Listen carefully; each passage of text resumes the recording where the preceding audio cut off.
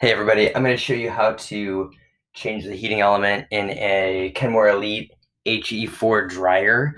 And I really honestly have never done anything like this before, so I am not exactly an expert, but when I was looking on YouTube, I found almost no videos on how to work on this model. So I was like, I gotta do my part for the HE4 community out there and put this on YouTube. So get ready for a bunch of pro tips and good advice from somebody who's only done this ever once in their lives. So one hang up for me when I was researching the problem, so the dryer was running, but there was no heat. And at first, a lot of what I found was it's probably the fuse. So without even taking this apart, I just ordered a fuse because it was only $5 on Amazon.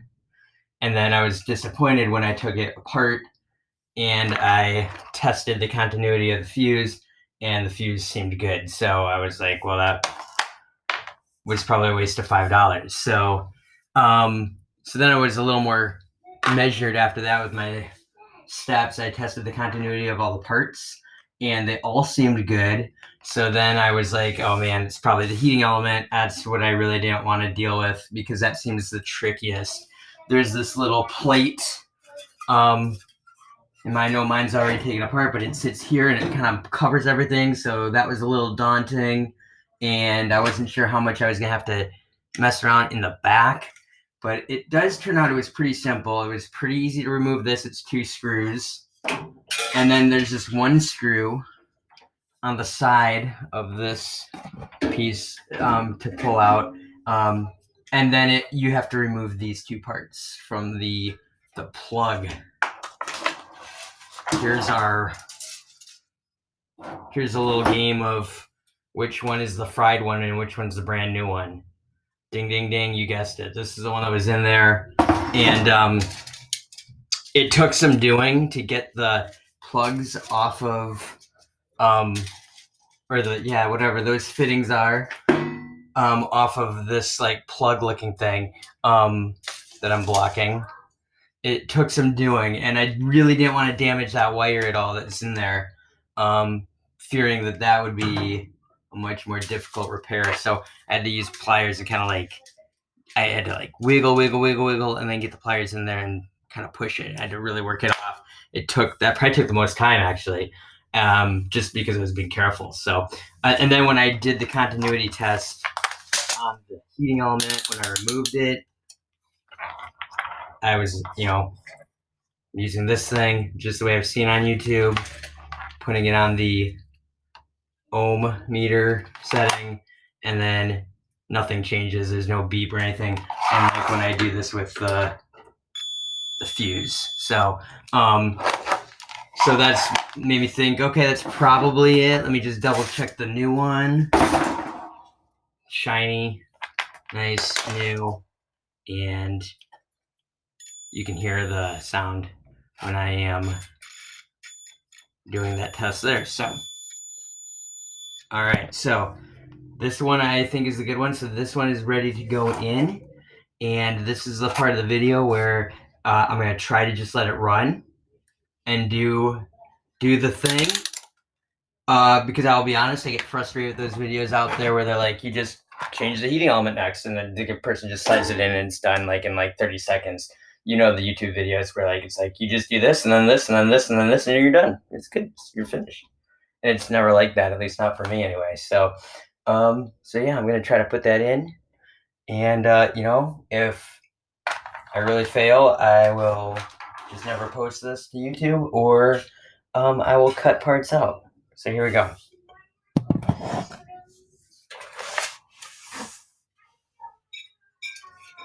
There is a groove that this came out of. So I'm just going to try to put that right in there. So far it's sliding in, I would say, quite easily. But I know it's going to get tough when it gets down to, once it gets in most of the way, I'm afraid it's going to get difficult to push on just that plug part. So we will see. Let's see if this is a better angle up here. Maybe not.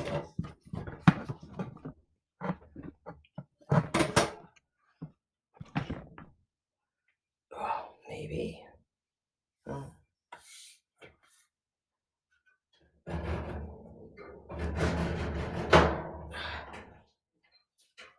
Dad, Yeah, buddy. are you done making the video? I'm not. I'm still working on this. The video? Dude, you're stepping on my screw cup here.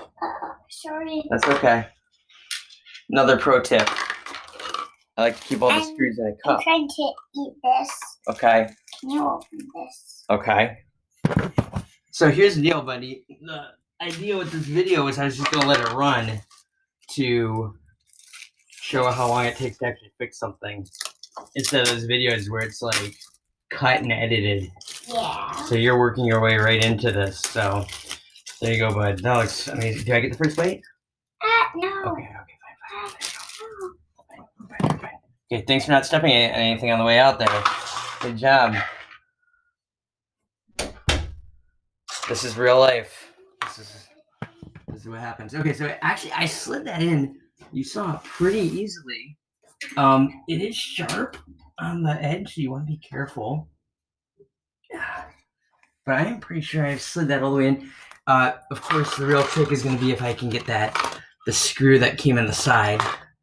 And that screw, let's see if I can show this.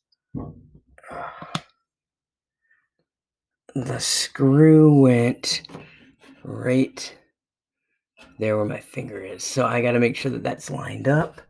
I want to set you somewhere where you can see the whole thing. All right.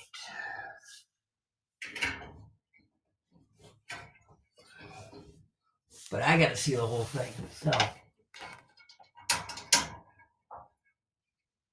it'd be really nice if it's like just perfectly lined up and the screw goes right in. Let's see.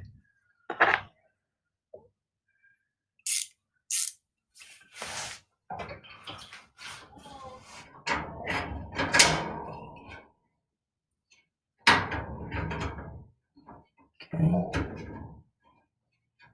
Feels like I'm able to turn that a little bit. So it may be lined up.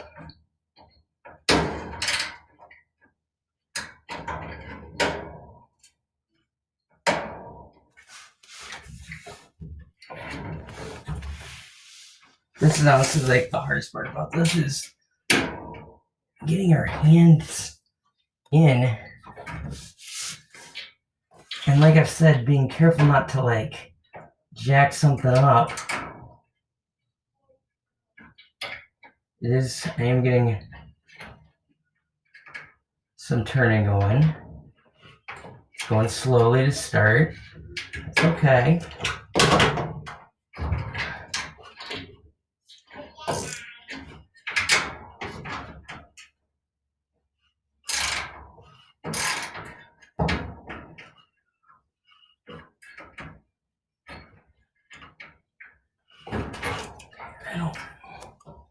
It's definitely in.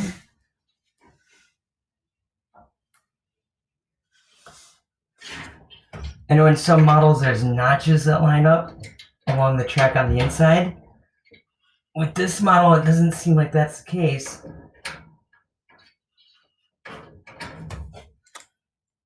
Oh, why this isn't.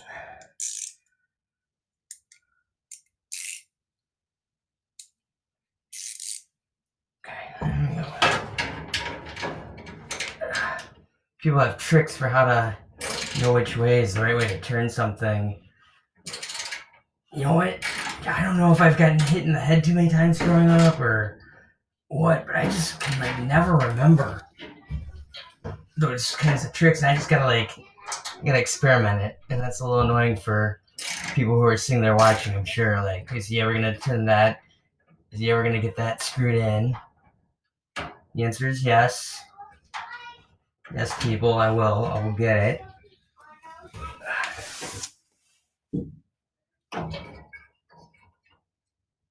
You might be asking, is that adorable blonde-haired boy gonna come back in? Possibly. Most likely not. He's most likely watching Star Wars or something right now, though. Not college basketball like I would be watching if I wasn't doing this right now. Okay. All right, so I got that screw in. Next, I'm assuming is the plugs. These little connector things are gonna go on the plug. I'm gonna want to be kind of careful with that. And then the last part's gonna be that bracket. And then you cover everything up, and then you're done. So.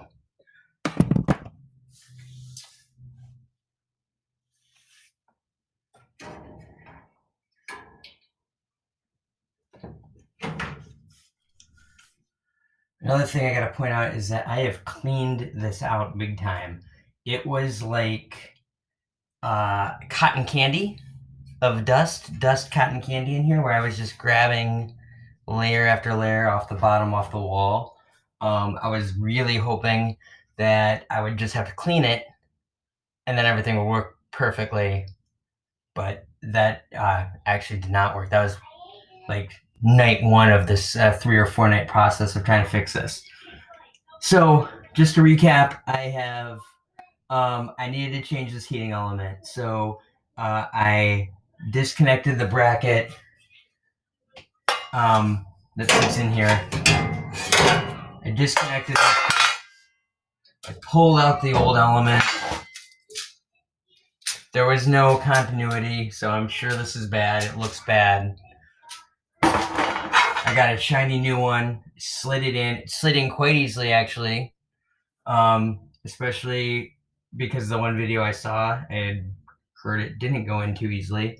Slid in quite easily, so actually alarmingly easily, I would say. When something that is that easy for me, I'm actually concerned that I might be doing it wrong, but we will check and see. I'm going to connect the cords here, cover everything back up, put the bracket back in, cover everything back up, and then see if it works. So stay tuned, and hopefully that helps you if you're looking at all at a Kenmore Elite HE4 model.